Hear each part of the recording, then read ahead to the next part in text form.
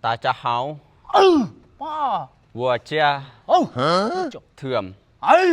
我爱你老师。วัวเจียว 哎， นวม 哎， กูจิบเปล่าเน่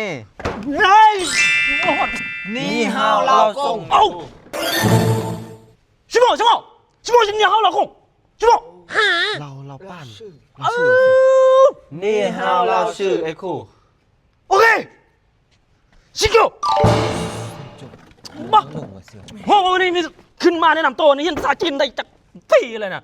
การแนะนำตัวแนะนำเป็นภาษาจีน จีนวะเนี่ย ทำเราขึ้นมาไปเลย ไอ้ครูรัดเลยวะ นัดเลยขึ้นมาไม่ต้องศึกษาเสียเวลาแนะนำตัวเป็นภาษาจีนวันเดือนปีเกิดอายุอยู่บ้านใดแข่งใดแนะนำเลย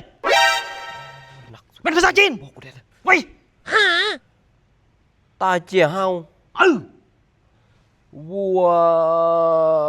เจียวเปล่า โอ้เก่งมากทับเปล่าขนาด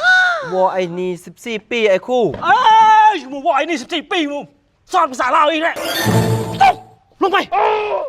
ไปท่องไปเฮียนแบบได้มึงเฮียนมาตั้งหลายปีตก ไอ้อายุ เท่าน่วมขึ้นมาขึ้นมาโอ๊ยเท่าเชื่อมไปใช่ไหมมาให้มันได้ดูไปภาษาจีนสำนีซื่อๆแนะนำตัวเลย 大家好， ป้า 我叫 โอ้ Thượng，我爱你老师。 ไม่ยังไงนี่เราชื่อ ไอ้ครู เราชื่ออยู่นี่เราชื่อไม่ยังเป็นไอ้ครูอีกตกไปหุ่น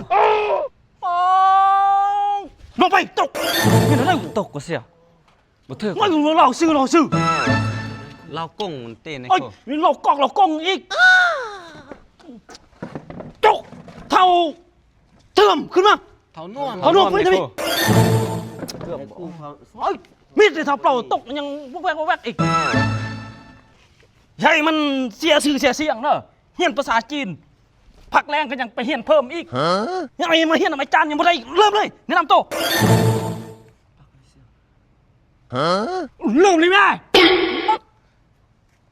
ตาเจียเฮา โอ้ วัวเจียว นวม กูจิบเปล่าเน่ มาหอดภาษามงอีกแล้วมาหอดภาษามงอีกแล้วจืดแต่ภาษามงตกมัน